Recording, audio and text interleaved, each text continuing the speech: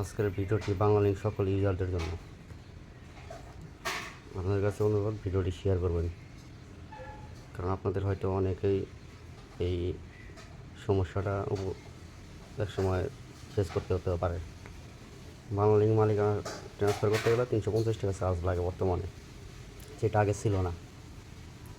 রবি, Airtel, গ্রামীণ এই তিনটা সিম কোম্পানি এখন পর্যন্ত মালিকানা ট্রান্সফারের কোনো চার্জ নেই।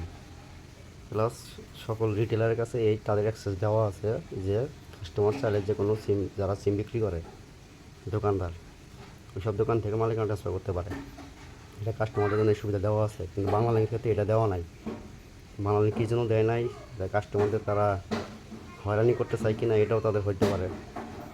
যেখানে বর্তমানে সব কিছু সহজ, মানুষের একদম দোরগোড়ায় সেবা পৌঁছে দেওয়ার জন্য সকল কোম্পানি সিস্টেম করতেছে, সেখানে বাংলালিংক তাদের হয়রানি বাড়িয়ে তুলছে।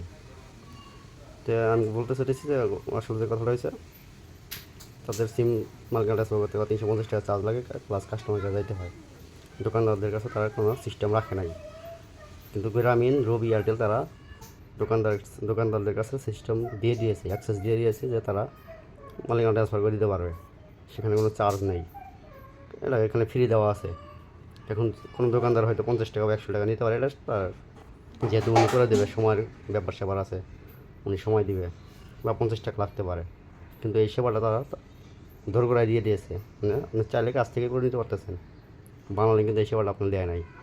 মানে আপনি থাকেন ধরেন গ্রাম অঞ্চলে, আপনাকে কাস্টমার কেয়ারে যেতে হবে উপজেলা পর্যায়ে বা জেলা পর্যায়ে। এখন আপনি দেখবেন গাড়ি ভাড়া নিয়ে, প্লাস যা আপনার নাম থেকে আরেকজনের নামে দিতে গেলে 2জন মানুষকে যেতে হবে, আরও 350 টাকা চার্জ। একটা ভোগান্তির একটা বিষয়। এটা কিন্তু গ্রামীণ, রবি, এয়ারটেলেরা এটা করছে না, কিন্তু বাংলালিংক করছে এই কাজগুলা। 350 টাকা চার্জ নিচ্ছে, প্লাস যাওয়া আসা একটা হয়রানির একটা ব্যাপার স্যাপার। তো এটা গ্রাহকদের হয়রানি বলা চলে। তো আমরা চাই সকল বাংলালিংক ইউজার যারা আছে এই ভিডিওটি দ্রুত শেয়ার করবেন, সবাই যাতে বাংলালিংক কর্তৃপক্ষের দৃষ্টি আকর্ষণ হয়। 350 টাকা চার্জ কেন হবে? যেখানে কাস্টমার কেয়ারের সকল সেবা ফ্রি দেওয়ার কথা, সেখানে 350 টাকা চার্জ ধরে আছে। মানে নতুন ব্যবসা বলতে আসছে আর কি। এভাবে লুটপাটার কতদিন, এভাবে চলতে পারে না। 350 টাকা মালিকানা চার্জ হতে পারে না, এটা বন্ধ করতে হবে।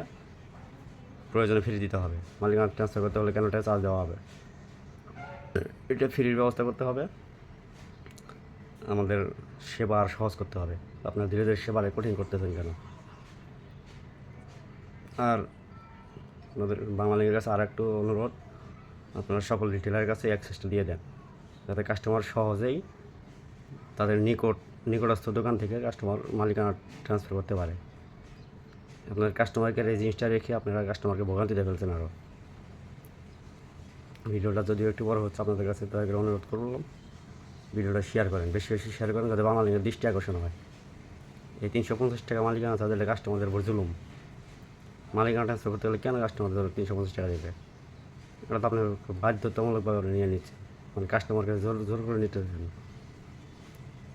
তো এটা আসলে বন্ধ করতে হবে। গ্রামীণ, রবি, এয়ারটেল তারা যদি পারে, আপনারাও পারবেন। এটা ফ্রি করতে হবে, প্লাস সকল রিটেলারের কাছে অ্যাক্সেস দিতে হবে আপনাদের, যাতে আপনাদের কাস্টমার কেয়ারে না গিয়ে তাদের কাছ থেকে এটা কাজটা করে নিতে পারে। ধন্যবাদ। আশা করি সকলে বুঝতে পারছেন। ভিডিওটি বেশি বেশি শেয়ার করবেন, বাংলালিংকের দৃষ্টি আকর্ষণ করছি।